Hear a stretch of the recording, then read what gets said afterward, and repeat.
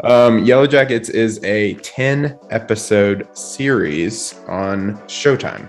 And it stars a bunch of like famous people from the 90s. Christina Ricci, Juliette Lewis, Melanie Linsky, and Tawny Cypress, who all were big kind of movie stars in the early 90s. What this show is about is the plot is a New Jersey high school girls soccer team.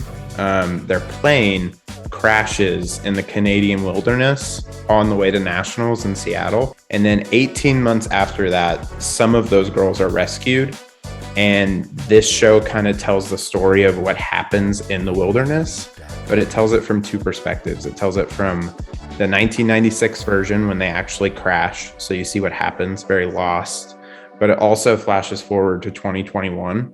So we see some of these actors, the older actors that I mentioned who are very famous in the 90s, they play the older versions of some of these girls. It's very, very highly influenced by Lost, very highly influenced by Lord of the Flies, and then some horror influences. So I would say especially kind of the Conjuring and kind of like Exorcist vibes. Themes, survival's the biggest one. So really, what will people do to survive?